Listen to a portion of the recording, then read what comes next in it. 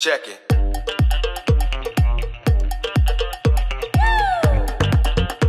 过去几年，我们听了太多关于中国经济的预测。开始有人说是 V 型，然后又有说是 L 型的，但真实的体感似乎更像是倒 L 型。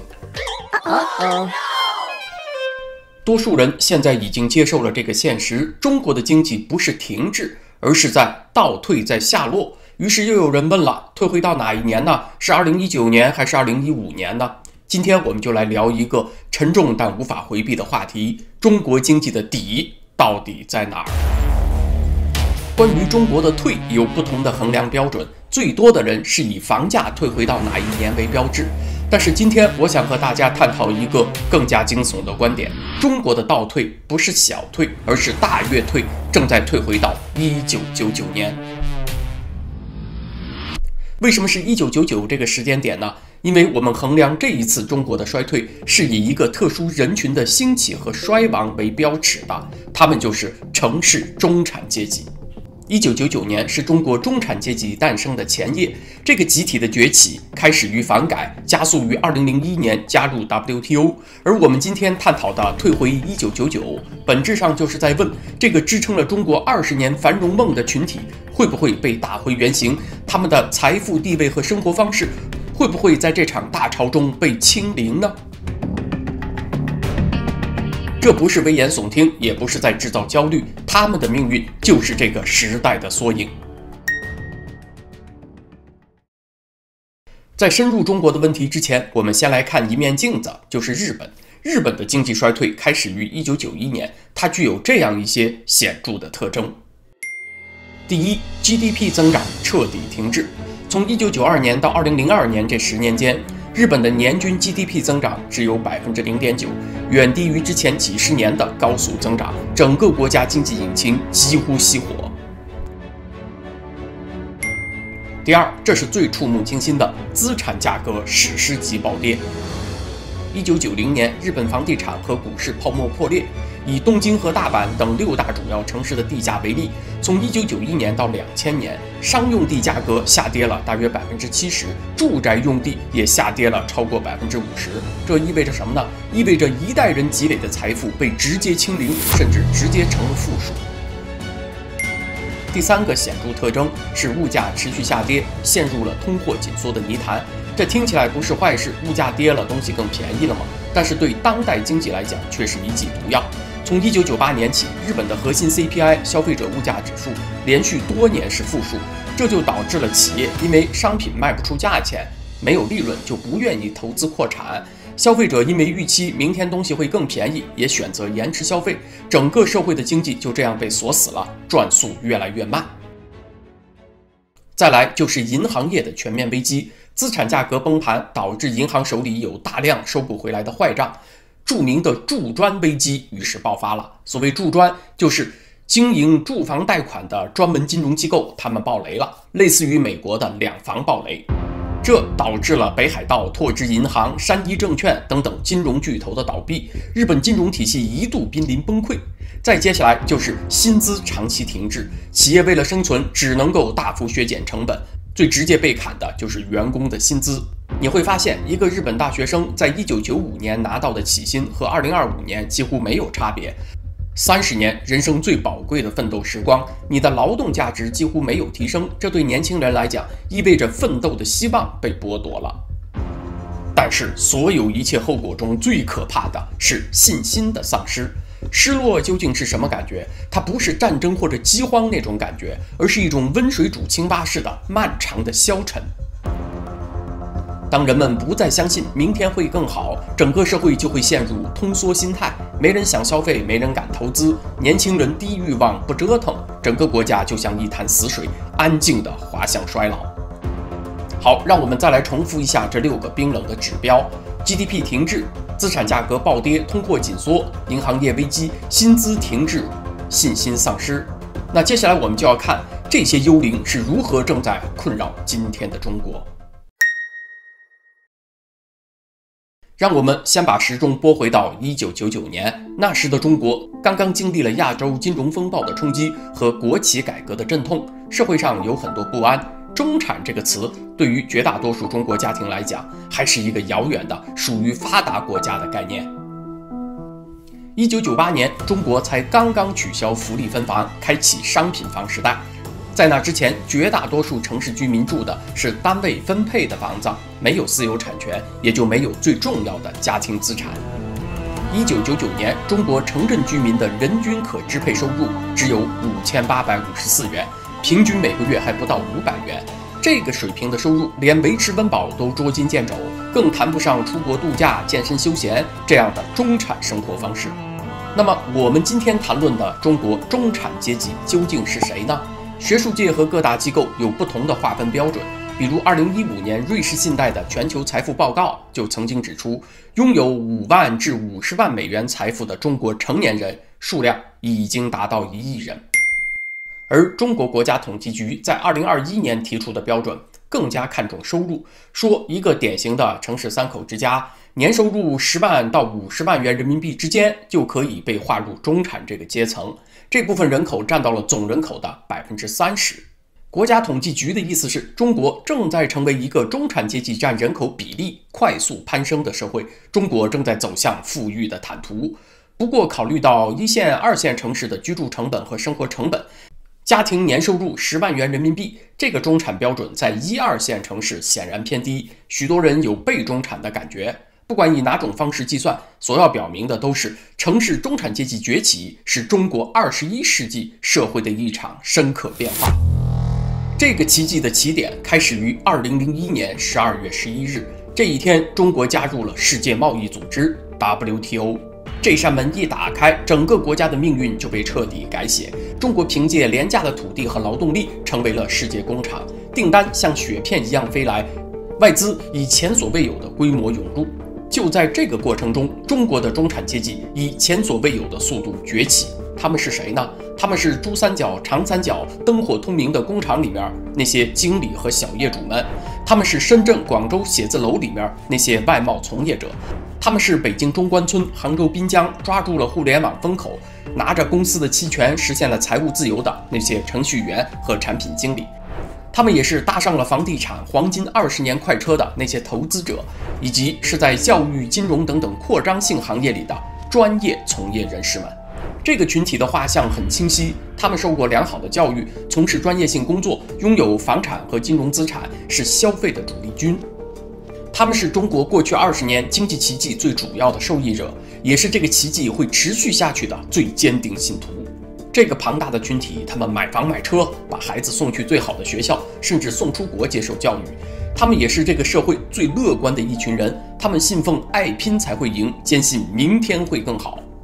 没错，中国的中产阶级比富人更加乐观，他们和贫穷阶级比，本质上并没有信息上的优势，都生活在那个强的世界里面。但是他们受过更高的教育，更有自信，同时他们对社会的了解又不如富人这个阶层深入，所以中国中产阶级是粉红浓度相对比较高的一个群体，比起穷人和富人，他们都对祖国更加充满了信心。现在历史的钟摆正在摆向另一端，今天中国面临的国际环境是什么呢？是贸易摩擦、科技封锁、产业链外移和去风险化。当全球化和高速增长这个创造了中产阶级的外部引擎熄火以后，中产阶级的消失那就成了一个必然的结果，而这正是中国退回1999的根本原因。那接下来就让我们用事实和数据看看今天中国的中产阶级正在承受什么。压垮中产的第一座山是金饭碗变泥饭碗，白领面临着失业和就业的不确定。过去我们总觉得在中国大城市失业是蓝领阶层的事儿，而这一回寒气精准地传递到了高档写字楼。中国官方公布的城镇调查失业率长期以来都很情绪稳定，徘徊在5%左右。那最近呢是上调了一些，就是略微高于5%。更加令人担心的是中国青年的失业率。2023年6月份官方公布的这个数字一度创纪录的达到了21.3%，此后官方就暂停公布了，调整算法以后复出，这个数字依然在14%以上的高位。但是根据多家媒体的报道和一些学者的估算，2024年中国大学毕业生的实际签约率可能远低于官方公布的那个就业落实率。自由亚洲电台在2025年3月份的报道中提到，有内部文件显示，即便是上海这样的经济中心，2023届大学毕业生的实际就业率也不到30%。这意味着什么呀？意味着至少70%的学生毕业即是失业，这太可怕了。所以你一点也不用奇怪，为什么外卖员骑手里面不乏有揣着亮眼文凭的人，他们有985大学的本科毕业生，甚至还有研究生。再来看过去创造了最多中产岗位的金饭碗行业，就是互联网、金融、房地产、教培这些行业，他们现在全成了裁员的重灾区。根据财新周刊等媒体的报道，从2022年起，仅头部的几家科技企业，阿里、腾讯他们裁员的规模就已经数以万计。当中产阶级引以为傲的稳定高薪工作都不再稳定的时候，他们的消费能力和生活方式也必然受到沉重打击。压垮中产的第二座大山就是财富的根基已经动摇，房产价值缩水了。这可以说是当前城市中产阶级最大压力的来源，而且这座大山的形态在过去2年间也发生了很大改变。2023年，人们还在讨论资产价值缩水，可是到了2024年和2025年，这个问题已经恶化成了资产冻结了。从2023年至2025年，中国70个大中城市的新房和二手住宅价格呈现连续下跌的趋势。在深圳、杭州这样的过去热点城市，部分区域的房价和2021年的高点比，跌幅已经达到了30%以上。重点不仅是房子价格下跌，而是你降了价，房子都卖不掉。根据中国人民银行2019年的调查，中国城镇家庭住房占家庭总资产的比例高达70%。这也就意味着房产的流动性是中产家庭的生命线。如果房子卖不掉，不能变现，你有钱也等于没钱。而现在这条生命线正在被掐断。没有流动性的资产意味着它的价格还远远没有到底，只是政府的力量强制干预下，不让房价以雪崩的速度下跌而已。不让降价，那市场就以有价无市来回应。2024年以来，各大城市的二手房挂牌量持续激增。杭州、重庆、成都这些城市在销售中的二手房数量长期维持在20万套以上，海量的供应对应的是冰冷的需求，这直接导致了成交周期被无限拉长。一套二手房在2021年可能3个月就能卖掉，而现在即便你降价20%，挂牌1年也无人问津。这对急于用钱的家庭来说，比如需要钱来治病和还债，那就是致命的打击。有一对杭州的年轻夫妻在2021年高点的时候买了一套房子，总价400万元，贷款280万元。那现在这套房子的市场价已经跌到了280万元以下，已经低于他们还没有还完的贷款了。这也就意味着他们的房子已经成负资产了，但每个月15000元的月供1分都不能少。这种情况在北京外围、天津以及一些2、3线城市已经非常普遍了。同时，法拍屋数量激增，就是当房主无力偿还月供，房子被银行收走以后被强制拍卖。根据统计，2024年全国法拍房的挂拍量持续维持在80万套的高位，每一个冰冷数字的背后都是一个中产家庭的悲剧。好，让我们再来看中国中产阶级的第3座大山——隐形贫困。换成白话说，就是你钱没少挣，但日子过得很紧。根据国家统计局的数据，全国居民人均可支配收入的增长率，2024年已经从过去的每年双位数放缓到了每年5%至6%的水平。当中国的国家统计局告诉你居民收入增长在放缓，那你就需要至少往差几倍的那个程度去设想。过去动辄年薪100万元的金融业和互联网业，近年来也纷纷传出了降薪和取消年终奖的消息，裁员的消息更是不时传出。彭博社曾经报道，国内多家券商发布了禁炫富的规定，表面上是为了避免刺激社会、宣扬简朴之风，从侧面其实是印证了行业的降薪正在发生当中。这就引出了一个非常扎心的概念——隐形贫困，或者叫伪中产。比如一个家庭年收入50万元，听起来非常体面，但是能够提供这种收入的工作职位，基本上只存在于北上广深这些1线大城市。但是生活在1线城市，要维持一个符合你所在阶层的体面生活，有哪些开销呢？我们来算一笔账。你家房贷1年要还20万元，孩子的国际学校学费1年15万元，各种兴趣班5万元，养车、孝敬老人加医疗备用金5万元，算下来1年的结余可能就不到5万。那么任何一点意外，比如生一场大病或者失业，你这个家庭的财务状况就会立刻崩溃。所以，当中产阶级的财富基石就是房地产的价值开始缩水，你的收入来源就是高薪工作也不再稳定，而生活成本却降不下来的时候，你的所谓中产生活就成了沙滩上的城堡。小结一下，中国的中产阶级正在被3座大山迅速压垮，体现的是什么呢？就是中国正在进入经典的债务通缩螺旋，又被称之为死亡的螺旋啊。今天拽的词儿比较多，别急，咱们一个个来解释。死亡的螺旋，这绝不是危言耸听。自从2023年以来，中国的 CPI 消费者物价指数多次在0%附近徘徊，甚至出现负增长。更加关键的指标是 PPI 生产者物价指数，它反映的是供应链上游生产者的消费状况。自从2022年9月份起 ，PPI 连续负增长，2025年6月份甚至同比跌了3.6%。这意味着不同环节产品从工厂一出门，价格就一直在跌。这里得提一句，解读中国国家统计局的数据，重点从来不在于具体数字的大小，这个数字从来就没有准过，而是在于看数据的趋势和彼此之间的联系。那这些数据的趋势表明什么呢？表示通缩的魅影已经深度纠缠上了中国。在现实中，我们看到从汽车到手机，从家电到建材，价格战此起彼伏，怎一个卷字了得，是通缩的迹象。可与此同时，我们却看到一个很矛盾的现象，就是央行在不断的释放流动性，广义货币 M2 的供应量，也就是经济中的现金和银行存款的总和，增速并不慢啊。这意味着钱虽然印出来了，但是没有流动，这就是典型的流动性陷阱。那请问，新增加的这些流动性哪儿去了呢？要不然流入到储蓄这个蓄水池里去了，要不然被拿去还债了。总之是仍然在金融部门里面空转，没有进到实体经济，没有变成企业扩大生产的开支，也没有变成人们增加的工资。这就像汽车挂上空挡，猛踩油门，发动机在轰鸣，油在烧，但是汽车没有前进一步。